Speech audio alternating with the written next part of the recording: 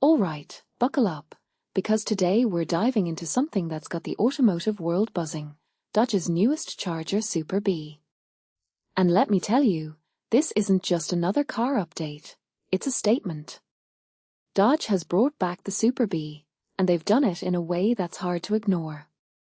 Personally, I think this is a bold move, especially in an era where electric vehicles are dominating headlines. But Dodge is doubling down on what they do best: raw, unapologetic power. And with 600 horsepower under the hood, they're not playing around. What makes this really interesting is how Dodge is blending nostalgia with cutting-edge technology. The Super B nameplate has a storied history, but this isn't just a retro throwback. They've taken a revised version of their twin-turbocharged 3.0-litre inline-six engine and pushed it to new limits. Larger turbos, improved cooling.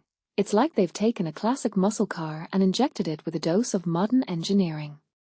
In my opinion, this is where Dodge shines. They're not abandoning their roots, they're evolving them.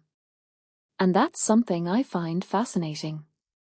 Now, let's talk about the numbers, because they're impressive.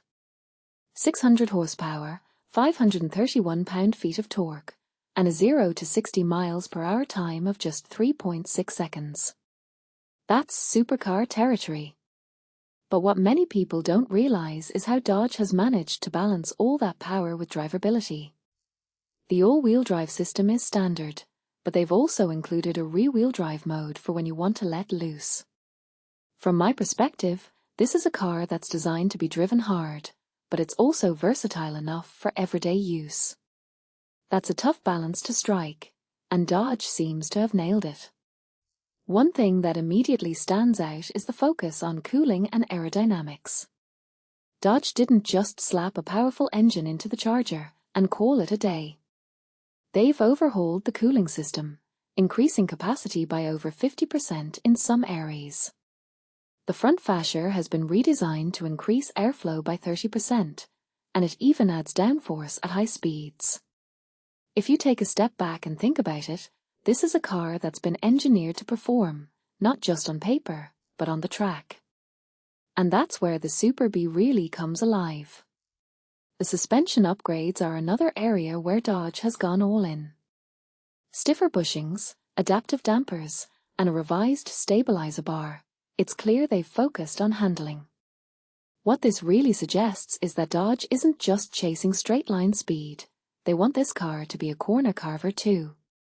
In my opinion, that's what sets the Super B apart from other high-horsepower cars. It's not just about brute force, it's about precision and control.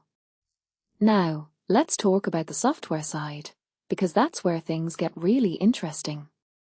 Dodge has introduced new drive modes like track mode and drag mode, each tailored to maximize performance in specific scenarios. But the torque reserve feature is what I find most fascinating. It's like they've cracked the code on turbo lag, giving you instant power when you need it. This raises a deeper question. How much of modern performance is about hardware versus software? Dodge seems to be saying it's a combination of both, and I think they're onto something. Visually, the Super B is a head-turner. The new SuckerPunch yellow-green color is bold, and the blacked-out accents give it a menacing look. Inside, the upgrades are subtle but purposeful: new seats, a performance steering wheel, and larger paddle shifters.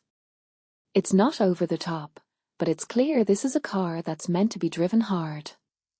A detail I find fascinating is the RWD mode switch on the steering wheel. It's a small touch, but it speaks to the car's dual personality: practical when you need it, wild when you want it. So, what's the bigger picture here? Dodge is making a statement with the Super B. In a world where electrification is the future, they're reminding us that there's still a place for internal combustion engines, especially when they're this well executed. Personally, I think this car is a love letter to enthusiasts who crave raw power and driving engagement. It's not just a car, it's an experience. As we wrap up, I'm left wondering, is this the last hurrah for the internal combustion engine, or is it a sign of things to come? Dodge seems to be betting on the latter, and I, for one, am here for it. What do you think?